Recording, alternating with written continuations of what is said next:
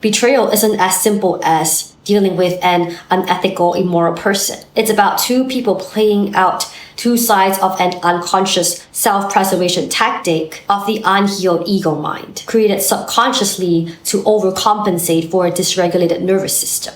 When people avoid their shadow, their anger, their envy, their unmet needs, their fear of rejection, their sense of unworthiness, those emotions don't just disappear. They manifest in distorted ways, such as through toxic codependency or mental instability, often leading to spiraling and thus making them more prone to making rash decisions.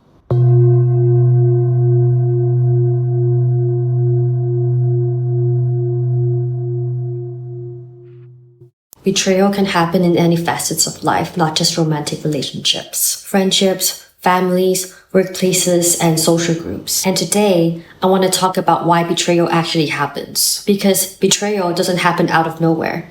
It happens when we are unconscious of our shadows. When people think of betrayal, they think of cheating, selfish desires, temptations, and novelty. But betrayal isn't primarily about selfish desires or in-the-moment gratification, although that can be part of it sometimes. At a deeper level, betrayal is about unresolved tension and misaligned values that surface under pressure. So what do I mean by that? Number one, shame and accountability avoidance. Sometimes people know that something is wrong. The relationship isn't working, attraction is fading, trust is fading, values are misaligned. But admitting that comes with shame, guilt, and accountability. It means disappointing someone.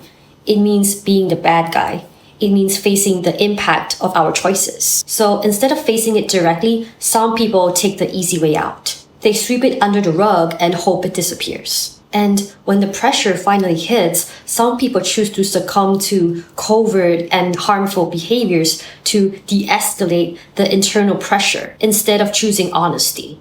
Not because they suddenly wanted to hurt the other person, but because the truth was avoided for too long. And they don't have the emotional skills to handle an honest discussion. And when I talk about honesty, it's not just being dishonest to the other person, but also being dishonest to themselves. So they resort to indirect ways of escaping the pressure. Lying, cheating, ghosting, scapegoating, blame shifting, or turning someone else into the problem. Avoidance has already become your coping strategy because being seen as a good person takes precedence over having true integrity. And that's the irony. The more we chase being seen as good, the more we perform mental gymnastics to create the illusion of goodness in other people's perception. But here's the thing. It will always fall flat because the truth has a way of revealing itself. This happens when the shadow is running the show. Fear, ego, and self-protection making the decisions that drown out better judgment.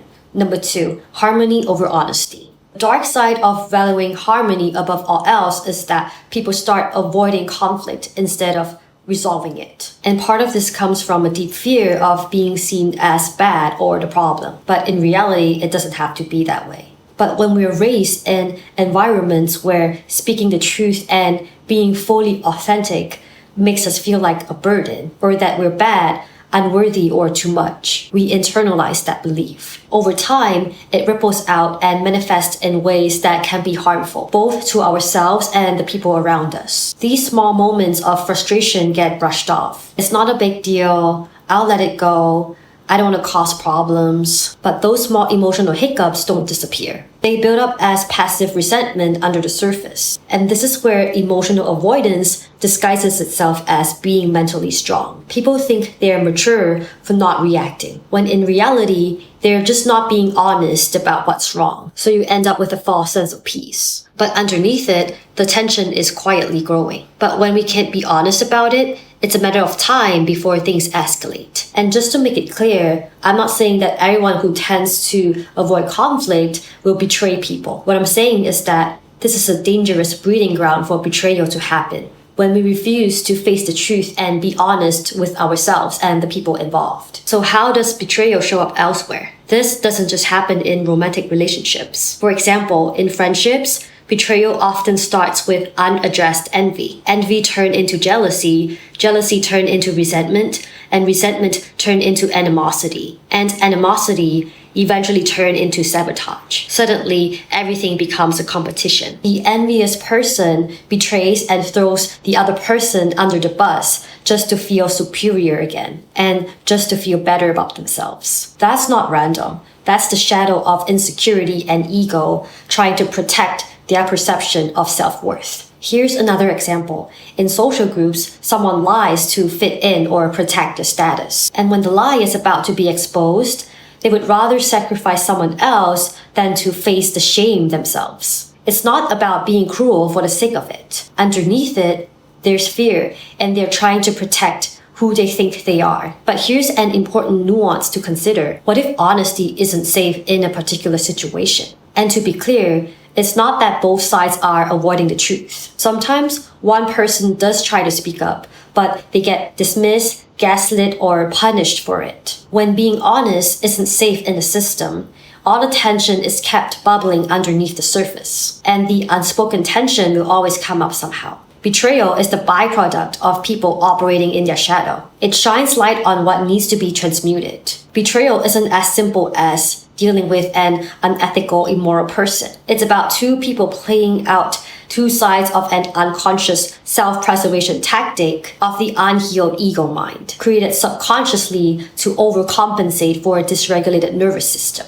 When people avoid their shadow, their anger, their envy, their unmet needs, their fear of rejection, their sense of unworthiness, those emotions don't just disappear. They manifest in distorted ways, such as through toxic codependency or mental instability, often leading to spiraling and thus making them more prone to making rash decisions. And that's how people become perpetrators without seeing themselves that way. Because the behavior feels like self-preservation, not betrayal. That's when you start seeing things like harmless justifications, testing how much they can get away with it, entitlement thinking, and shutting off empathy to protect the ego. Over time, those patterns can turn into narcissistic and exploitative behaviors. Not always because someone is evil, but because avoidance has become their survival strategy. Betrayal doesn't happen out of nowhere. It happens when we avoid truth, when we don't confront our shadow, when we choose emotional safety over emotional honesty. The more unconscious we remain, the more these patterns continue to play out